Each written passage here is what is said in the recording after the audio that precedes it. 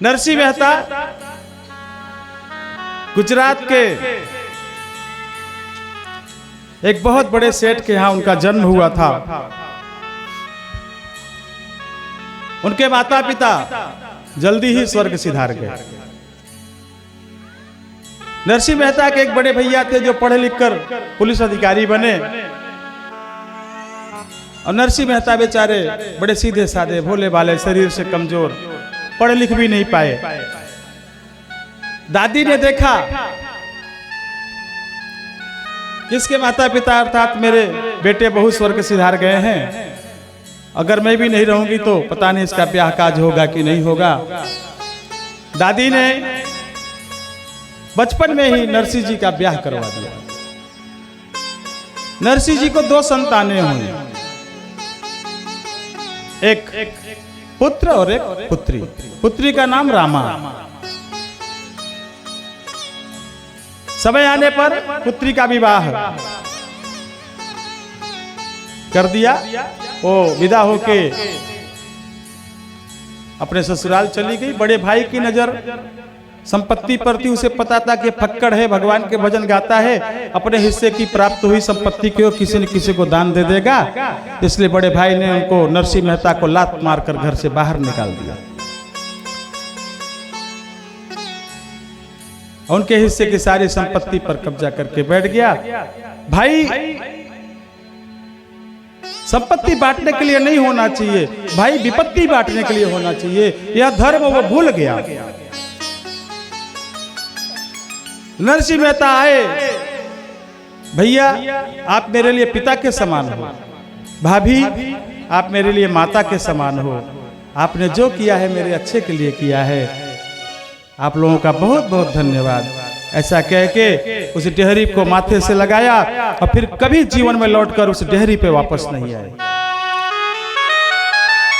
गांव में एक टूटी फूटी मंदिर थी, उसी मंदिर पे जाके भगवान का पूजन भजन करने लगे।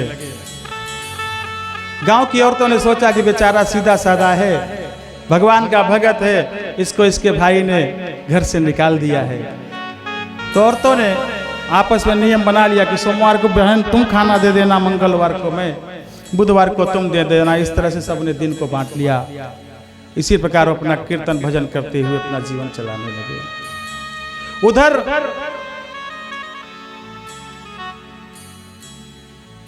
कुछ समय के पश्चात नरसिंह मेहता की पत्नी और एक बेटा जो था, दोनों की मृत्यु हो गई। एकदम से अनाथ हो गए, अकेले हो गए। और यहाँ जो बेटी को ब्याह है रामा, उसको बेटी हुई, वो बड़ी हो गई, उसके विवाह की तारीख तय कर दी गई, मुहूर्त तय कर दिया गया।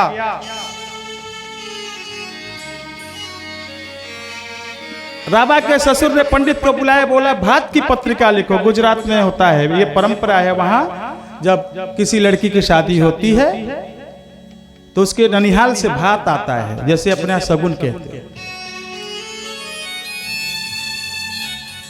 आंगन में पंडित जी बैठे हैं, नाई को बुला के बैठा लिया गया। रामा के ससुर लिस्ट बनवा रहे हैं। 5 किलो बादाम, 2 किलो काजू, ऐसे सामानों की लिस्ट बनाई जा रही है जैसे कुबेर का खजाना खाली करने की योजना बन गई हो। अंदर रामा खड़ी है। जैसे जैसे सामानों की सूची बनती जा रही है, वो रोती जा रही है।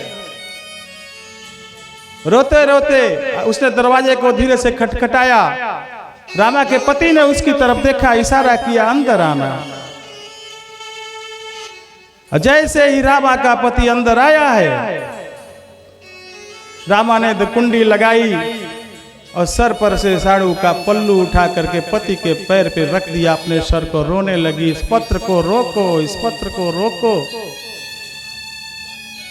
मेरे बाप को संपत्ति से बेदखल कर दिया गया है, वो ये कहां से पूरा करेगा? ये इस पत्र को पढ़कर मेरे पिता के प्राण चले जाएंगे, इस पत्र को रोको। और इतना जोर जोर से रोने लगी कि रामा का पति भी रोने लगा। उसने कहा, अरे रामा तू रोती क्यों है? तेरी बेटी के विवाह का दिन है, नाचने गाने का दिन है, तू रोती क्यों है?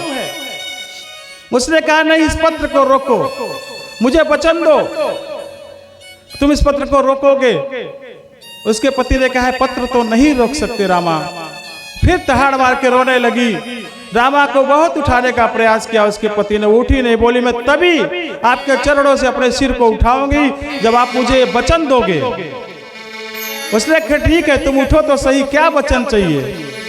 उसने अपने साड़ू के पल्लू को फैलाकर कहा मुझे भीख में मेरे गरीब और बूढ़े पिता के प्राण दे दो, इस चिट्ठी को रोक दो।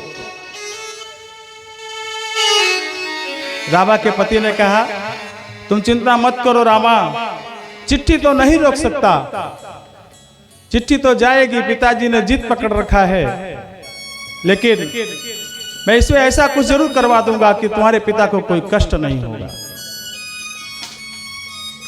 रामा ने कहा नहीं, अगर ये चिट्ठी मेरे पिता तक गई तो उनका प्राण चला जाएगा और वो किसी से कुछ नहीं कहेंगे, किसी को ताना नहीं देंगे, लेकिन मुझे जरूर कहेंगे कि तू तो मेरे रक्त की थी, तू तो मुझे समझती, ये चिट्ठी न भिजवाती, ये चिट्ठी नहीं जानी चाहिए।